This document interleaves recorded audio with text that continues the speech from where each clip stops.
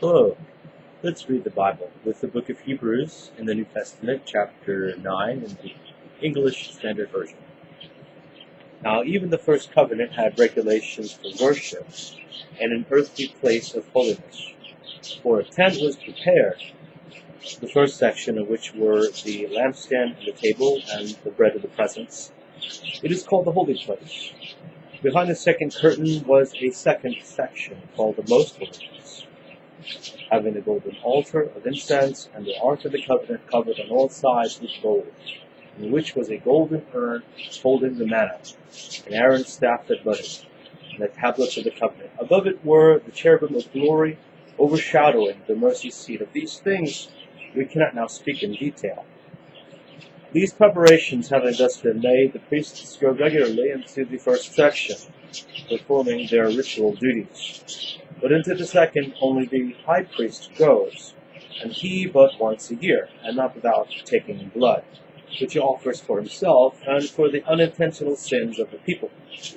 By this the Holy Spirit indicates that the way into the holy places is not yet opened as long as the first section is still standing, which is symbolic for the present age.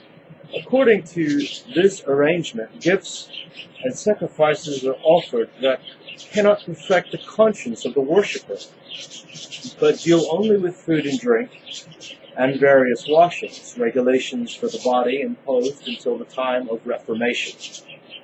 But when Christ appeared as a high priest of the good things that have come, then through the greater and more perfect tent, not made with hands, that is, not of this creation, he entered once for all into the holy places, not by means of the blood of goats and calves, but by means of his own blood, thus securing an eternal redemption.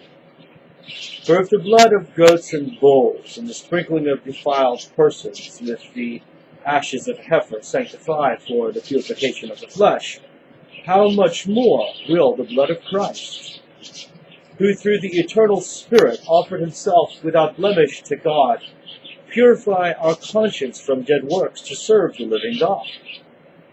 Therefore he is the mediator of a new covenant, so that those who are called may receive the promised eternal inheritance, since a death has occurred that redeems them from the transgressions committed under the first covenant. For a will is involved. The death of the one who made it must be established.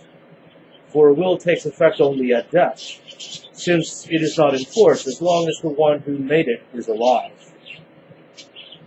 Therefore not even the first covenant was inaugurated without blood. For when every commandment of the law had been declared by Moses to all the people, he took the blood of calves and goats with water and scarlet wool and hyssop, and sprinkled both the book itself and all the people, saying, "This is the blood of the covenant that God commanded for you." And in this same way he sprinkled with the blood both the tent and all the vessels used in worship. Indeed, under the law, almost everything is purified with blood, and without the shedding of blood there is no forgiveness of sins. Thus it was necessary for the copies of their heavenly things to be purified with these rites, but the heavenly things themselves with better sacrifices than these.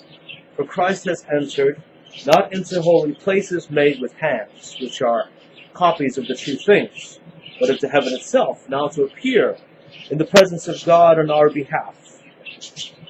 Nor was it to offer himself repeatedly, as the high priest enters the holy places every year with blood not his own, for then he would have had to suffer repeatedly, and since the foundation of the world. But as it is, he has appeared once for all at the end of the ages to put away sin by the sacrifice of himself.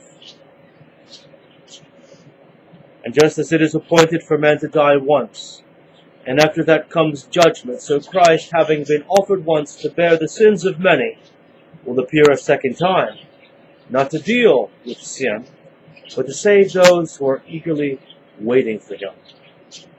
Hebrews chapter 9 in the English Standard Version.